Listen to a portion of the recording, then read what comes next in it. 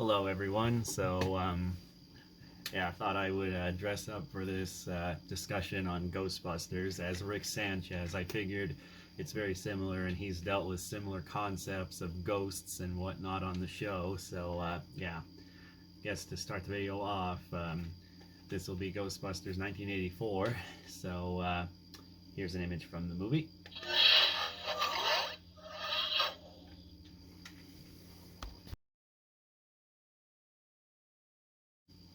But yeah, I'm going to discuss Ghostbusters 1, 2, and then some speculation for Ghostbusters Afterlife. Anyway, without further ado, let's discuss the original classic. Gosh dang, this movie really does blend everything so greatly, whether it's comedy, horror, even though I will admit only a few scenes really gave me a horror vibe, or they were freaking me out, like the scene where Dana gets her body grabbed by all those hands. I'll admit that was kind of freaky, and initially when we see Zool in that scene. But yeah, freaking gosh, this movie was just, gosh, right time, right people, and that's why it's always an enduring classic, and the comedy just hits every time, hits bullseyes. But yeah, freaking gosh, whether it's from the dialogue, the visual comedy, this movie just is really well balanced with its comedy. And Bill Murray has many classic lines like, "Yes, it's true, this man has no dick." Or also, freaking, when he's also saying, "Dogs and cats living together, mass hysteria." And Dan Aykroyd has his moments too, along with Ernie Hudson. I guess to highlight some of the characters, Peter Venkman is Bill Murray, and he's the one who's kind of just a chill guy who is always joking around, but when it's time to get serious, he gets serious. Almost like Tony Stark before Tony Stark, but as a Ghostbuster. And then there's Egon, who's the genius who invents the traps and devices the Ghostbusters use to capture these ghosts, because they're all professors who got fired, at least 3 of them, minus Ernie Hudson. Yeah, Winston, that was his name, Winston. But yeah, freaking and then there's also Ray, who helped initiate the idea, played by Dan Aykroyd. So I guess I'll just highlight the cast here real quick. Dan Aykroyd, great as Ray, perfect timing. Harold Ramis was great too, also a really great director, and the way he just told his jokes and wrote them, you can tell with the movies he directed, he was great. And he also worked with Bill Murray on Stripes, and would eventually work with him on Groundhog Day. But yeah, and then there's also Winston, played by Ernie Hudson, and Rick Moranis, who plays Lewis, the neighbor of Dana, the girlfriend of Peter. But yeah, just so many great comedic moments, especially in the beginning when they go after this ghost and Ray's like, "Get her!" and then they're all going after her, and then the ghost mutates and they're all freaking out, running away. But yeah, the movie's just really well paced. All the jokes are freaking great, especially when they go after Slimer.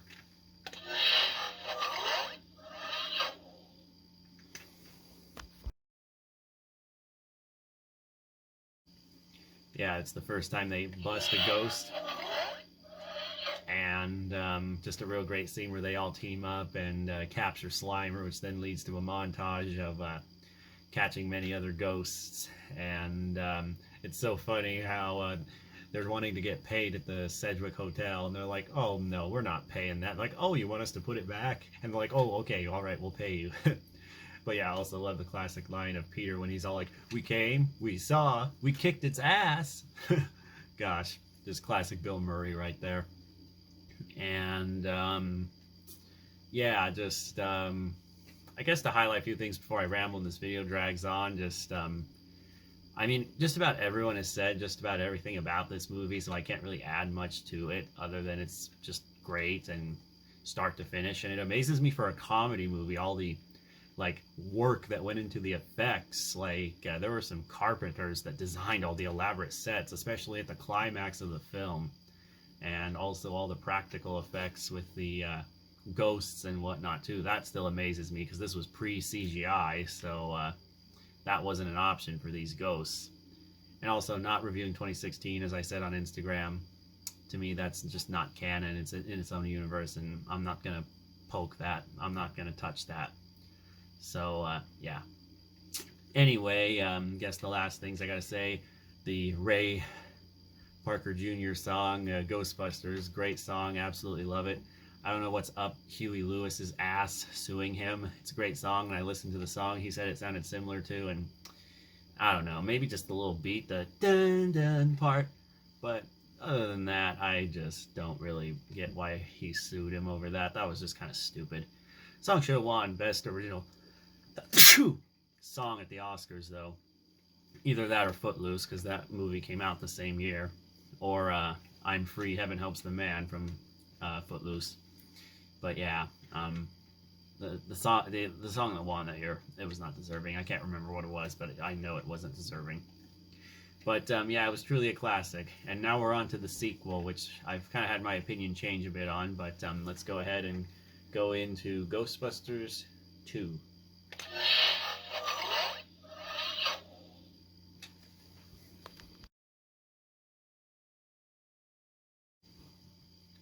So yeah, Ghostbusters 2, the sequel, follows up 5 years after the original team busted all the ghosts, and I guess they got discredited, and they weren't as beloved as they were for helping save Manhattan after a while, and Ray and Winston are just going around dancing at kids' parties and whatnot, even though they're not really well received, and they've all gone their separate ways, along with Dana. I guess she broke up with Peter, and she had a son from a relationship with another guy, but she raises her son by herself or whatever. Gotta say, the cast is still great, and this movie does enhance the characters more, but gotta say, this isn't a sequel done right. Then again, most comedy sequels, it's hard to make comedy sequels. I don't envy a writer who has to write this, because capturing that lightning in a bottle, plus it coming out 5 years after Ghostbusters, that was a very hard task, that's for sure. But anyway, just not an absolute disaster. The villain was pretty good, played by Max von Sydow, and the movie still had some pretty good effects and some scenes of the Ghostbusters busting them ghosts, and some pretty good jokes too, especially about the slime and it being all the hate of New York City.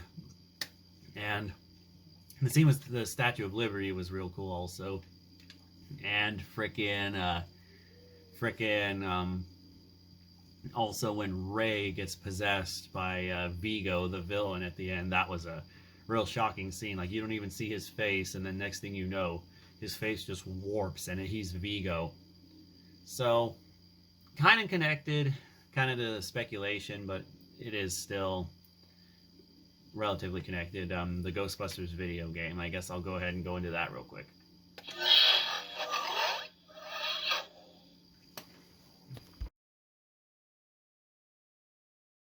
So I guess this game was written by Dan Aykroyd and Harold Ramis, and it's what Ghostbusters 3 would have been. So you're basically playing Ghostbusters 3 up until Afterlife is coming out.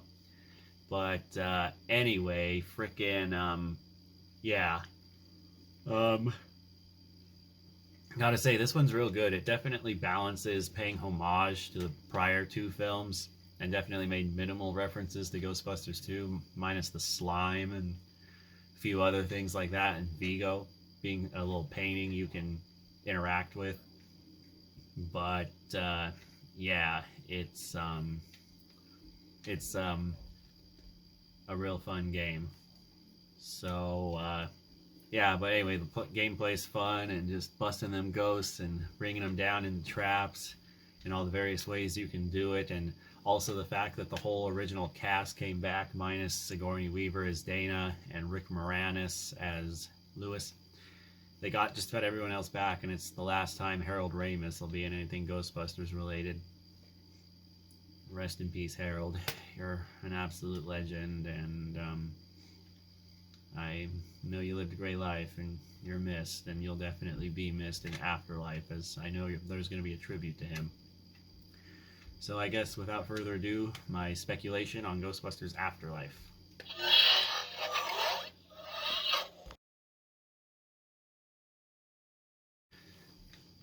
So yeah, this movie has been in development hell for quite a while, since at least the 90s. I heard this movie could have been made in the 90s with the same director, Ivan Reitman. But I guess just a lot of production difficulties caused that, and Bill Murray wasn't always eager to come back, because he's always been that way, even with the original Ghostbusters movie. And yeah, it'll be really interesting to see. I mean, there are some long-awaited sequels that are great, like Blade Runner 2049, and then there are some that suck ass, like Coming to America with the 2 in the title, and just various other long-awaited sequels. So, but I got a good feeling about this one. I mean, they're still bringing back Ivan Reitman, and his son Jason is directing it, and I love his son's work, whether it's Thank You for Smoking or Up in the Air. All really amazing films. So the movie's in great hands, and I like how it's kind of taking the Bill and Ted Face the Music approach of having a new cast of good and likable characters, but also paying homage and honoring those who are the original cast. Well, at least those are still alive. That being Dan Aykroyd, Sigourney Weaver, Ernie Hudson, and Bill Murray. And yeah, so it'll be really interesting to see how that's going to be that way. But I guess it's the grandchildren of Egon that are setting this movie in motion. Plus, it's not going to take place in New York City, so that'll be a really interesting thing, because New York City was always a highlight and always had major set pieces relating to it, whether it was the frickin' the Statue of Liberty, or a building that they made fictionalized that was prominent in New York for the apartment building where the climax of the original Ghostbusters took place. But yeah, it'll be really interesting to see. A lot of good surprises, but I got a good feeling this will be a sequel that'll be a darn good one. Plus, with both Ivan and Jason Reitman working on it, really isn't much to fear. So I'm looking forward to Ghostbusters Afterlife. Plus, they've had extra time to tweak it and make it better due to COVID, so hopefully they use that time to tweak it and make it better. But yeah, I know Gozer, the villain from the original, is going to come back in some way.